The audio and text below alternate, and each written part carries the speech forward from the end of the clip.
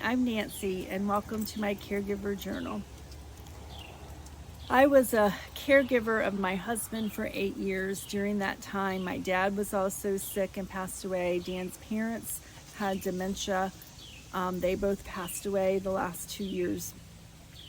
So 7 weeks ago, when Dan passed away, my life really changed. I suddenly was not in a situation where I was taking care of someone else every moment of the day in addition to myself.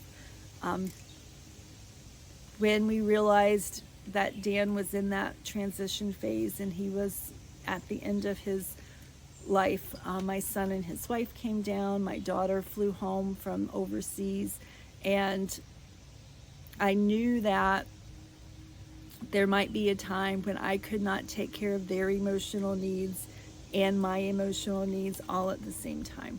So I called my brother, who lives about 5 hours away, and I said, do you think maybe you could come tomorrow in case the kids need a little more support than what I can give them? And realize my kids are 24 and 28, but still they were losing their father. And so my brother said, I'll be in the car in an hour. So instead of coming the next day, he made it there that night and stayed with me until our daughter got there, and his wife and daughter came up the next day. And they stayed at a hotel. They weren't always with us. They gave us space, but it gave me a little bit of extra support.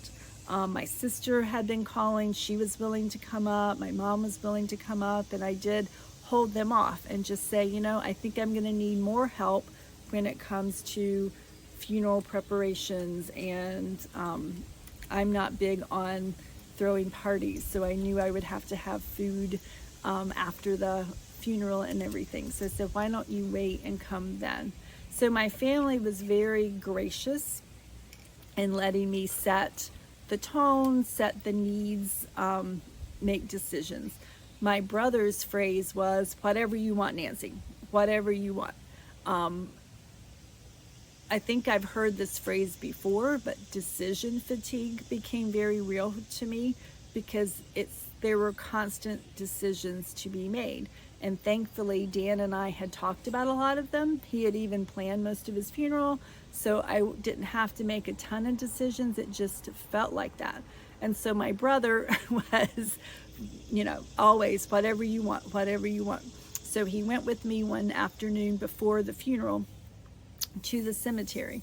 And so we were leaving the cemetery, and he was driving, and he said, okay, which way do you want to go? I said, well, either way is fine. You can go left and go back on Route 1. You can go right and go through town. And he said, what would you like me to do? And at that point, I was not the best sister in the world. And I said, I would like for you to make a decision. I can't make all these decisions anymore. And then, ironically, later that day, we were together, and I had stopped by his hotel, and his trademark is these patterned pants that he wears all the time. So he was picking out his pants for the viewing on the night before the funeral.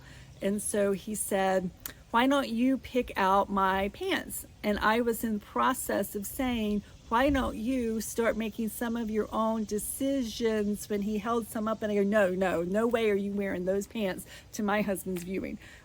Give me another choice. So I did end up making that decision for him.